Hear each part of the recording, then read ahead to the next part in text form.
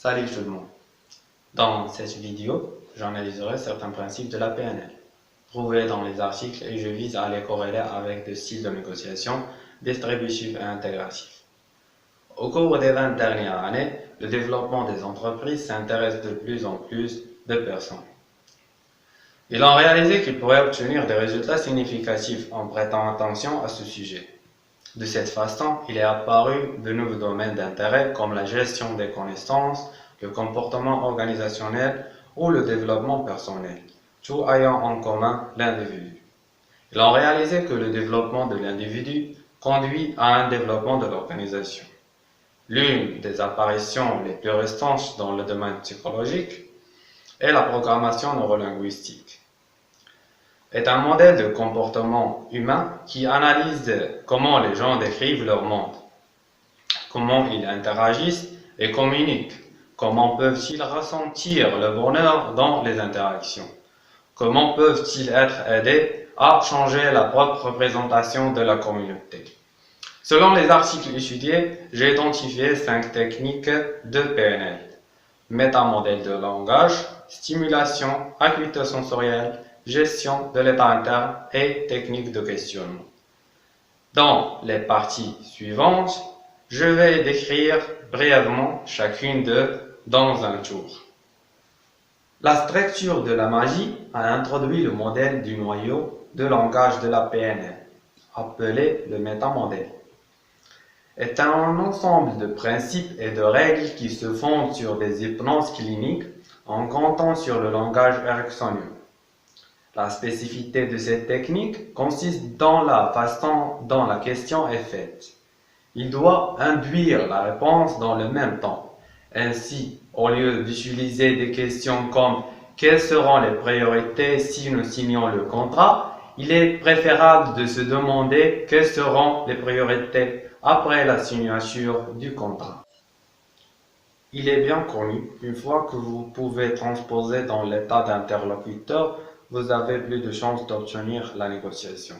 Dans toute communication, l'existence d'une relation est vitale, une relation de résonance empathique entre les deux partenaires, comme base de la confiance mutuelle que l'autre peut se sentir libre de manifester.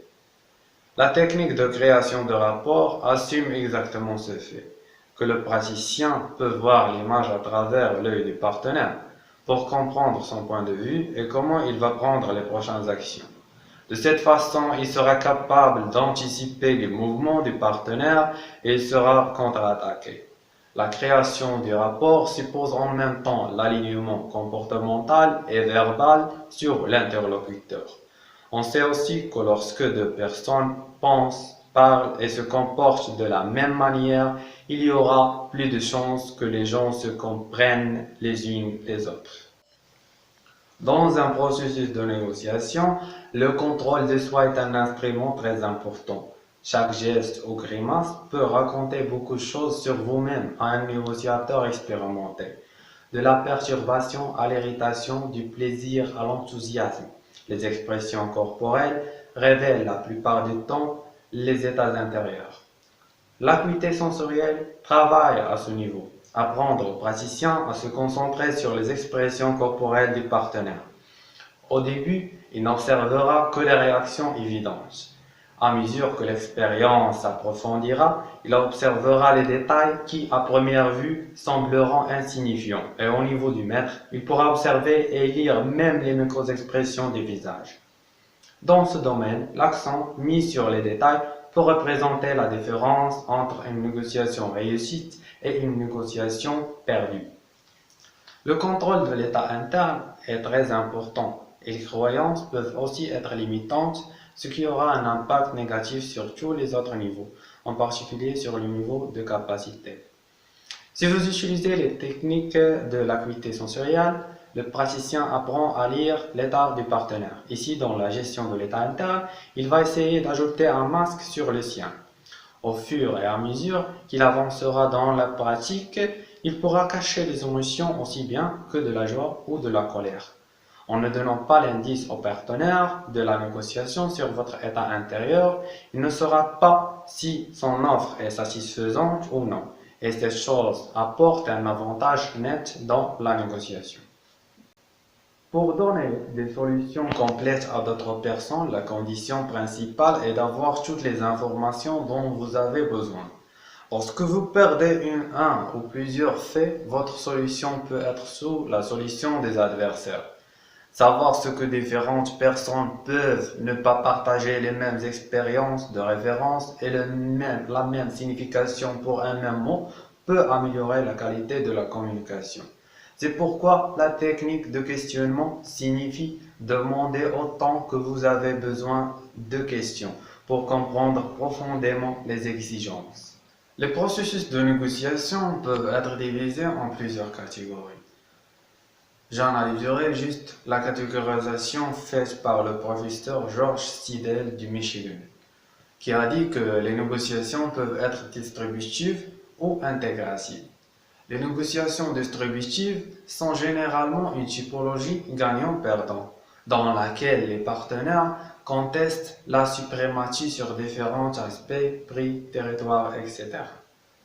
De l'autre côté, les négociations intégratives sont des négociations collaboratives dans lesquelles deux ou plusieurs partenaires collaborent pour maximiser la valeur initiale. Maintenant, je signalerai pour chaque typologie quelles techniques sont nécessaires. Pour la négociation distributive, il est nécessaire d'utiliser les techniques suivantes.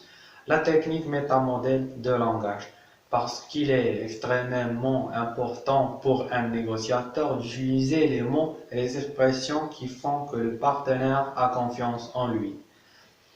La technique de création de rapports. En utilisant les mêmes principes que les gens acceptent plus facilement les personnes qui se ressemblent, la création de rapports est très importante dans une négociation distributive. L'acuité sensorielle, l'attention portée aux détails peut faire la différence entre une négociation réussite et une négociation infructueuse. C'est pourquoi l'acuité sensorielle est un élément extrêmement important pour la négociation compliquée dans les négociations distributives. La technique de la gestion de l'état interne pour masquer les émotions représente une compétence essentielle pour un expérimenté. C'est pourquoi cette technique de PNL est très importante, en particulier dans les négociations distributives. Pour la négociation intégrative, le praticien doit utiliser la technique de création de rapports, la même chose que dans la négociation distributive. La création de rapports est très importante. Ici, une fois que vous aurez résolu cet aspect, la communication avec les partenaires sera facile. Deuxièmement, la technique de questionnement. Considérant que nous traitons une situation de collaboration entre de nombreux partenaires, la technique de questionnement est très importante. Pour conclure, la programmation neurolinguistique est un domaine intéressant pour beaucoup de gens. Bien qu'il n'y a pas beaucoup de travaux dans la littérature spécialisée qui relient ce domaine aux affaires, j'exprime la conviction qu'à l'avenir, cette pensée va se mettre en place. Il y a beaucoup de voix qui disent que l'utilisation des techniques de la PNL n'est pas très morale parce qu'il essaie d'influencer le comportement humain.